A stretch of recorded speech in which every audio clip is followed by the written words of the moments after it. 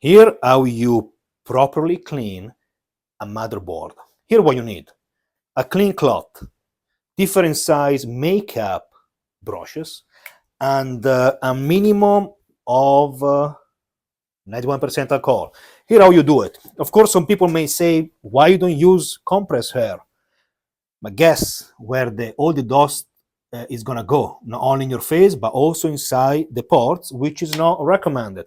Then what you do, you're gonna wet your brush, you're gonna dry a little bit your brush, you're gonna go and clean the motherboard.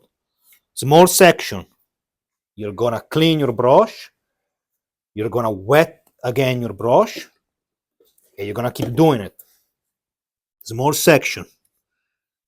Now the different size of brushes, because you can go in the narrow parts of the motherboard and clean perfectly everywhere.